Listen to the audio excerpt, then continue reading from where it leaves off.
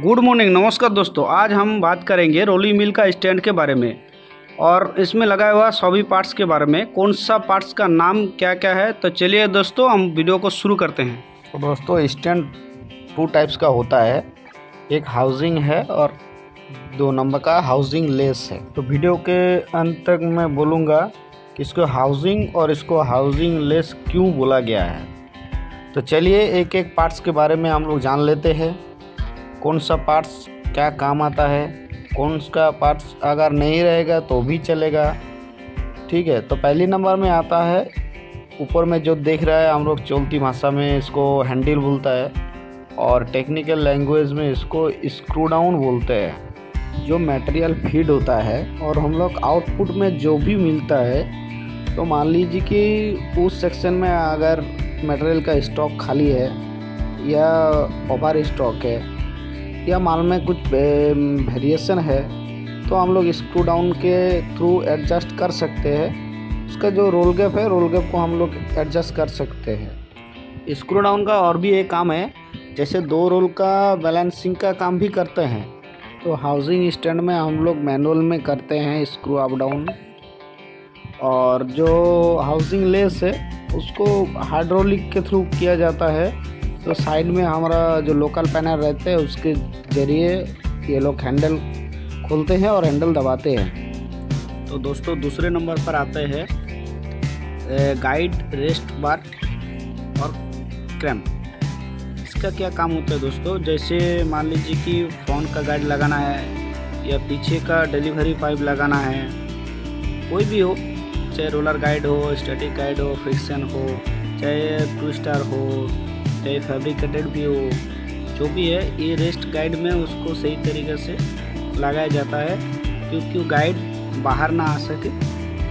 इसलिए हम लोग डिलीवरी में जो डिग्री सेट करते हैं, तो अगर रेस्ट बार नहीं रहेगा तो डिग्री सही से हम लोग सेट नहीं कर पाएंगे। जो भी है, चाहे वाक्सा फिटर है, चाहे इंचार्ज है, तो रेस्ट बार रहेगा तो सही डिग्री, और जो हमारे एंट्री होगा उसका भी सही डिग्री रेस्ट बार के थ्रू हेल्प लेते हैं हम लोग। चलिए दोस्त आगे देखते हैं। इस जो छोटा सा लगा हुआ है इसको हम लोग रोल बैलेंसिंग बोलते हैं। ऊपर में हमारा जो हाउसिंग के साथ 4 गो जो बोल्ट फिटिंग किया होता है स्प्रिंग के साथ, उसमें ये रोल का सेटिंग किया हुआ रहता है बैलेंसिंग का, इसीलिए वो रोल को बैलेंस कर पाता है क्योंकि इधर उधर ना जाए। जो दोस्तों देख रहा है, ये ऊपर का बोलते हैं अपर चोक, और नीचे रोल में जो फिटिंग किया हुआ होता है उसका बोलते हैं लोअर चोक। ये चोक जो फिटिंग किया होता है वो विंडो के हिसाब से फिटिंग किया जाता है, चाहे कितना बड़ा स्टैंड हो या छोटा स्टैंड हो, वो विंडोज़ का साइज़ जितना बड़ा होगा उतना बड़ा चोक बनेगा, जितना छोटा होगा उस हिसाब से उतना छोटा चोक होगा। चाहे रोल का डाया कितना भी हो, उससे कोई फ़र्क नहीं पड़ेगा, वो विंडोज़ के साइज़ के हिसाब से चोक बनता है। ये जो दोस्तों देख रहा है, इसको हम लोग स्पिंडल और कपलिंग भी बोलते हैं। ऊपर में दोस्तों दिखाई दे रहा है, इसको नाम है विंडो। इसके थ्रू हम लोग देखते हैं पास कितना दिन चलेगा, या पास का जो सेंटर है वो सही चल रहा है कि नहीं चल रहा है, माल सही चल रहा है कि या पास ख़राब हो गया, पास अभी कितना दिन चलेगा। इसके थ्रू हम लोग ये सब देखते हैं। ये नीचे जो देख रहे हैं वो दोस्तों 2 चेजिंग के बीच में जो रॉड लगा हुआ है, इसको हम लोग टाई बार बोलते हैं। ये 2 हाउसिंग को आपस में जोड़े हुए रखते हैं क्योंकि साइड ना चला जाए। ये अलग अलग कंपनी में अलग अलग जगह में रहता है, किसी कंपनी में ऊपर में देता है, किसी कंपनी में नीचे में देता है। और दोस्तों इसको हम लोग बोलते हैं हाउसिंग, और हाउसिंग के ऊपर जो लगा हुआ है उसको हम लोग बोलते हैं टॉप चेजिंग, नीचे जो है उसको हम लोग बोलते हैं बॉटम चेजिंग। अंदर में जो दोस्तों दिख रहा है राउंड वाला, वही होता है हम लोगों का रोल। और भी बहुत सारा पार्ट्स होता है, हम दूसरा वीडियो में बोलेंगे।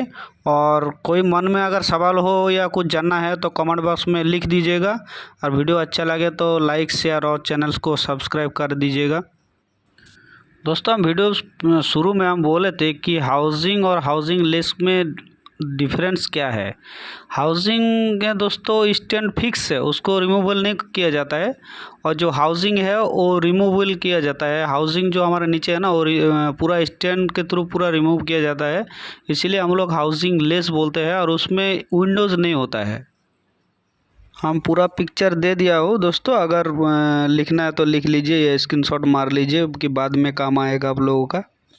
तो चलिए दोस्तों, थैंक यू, जय हिंद।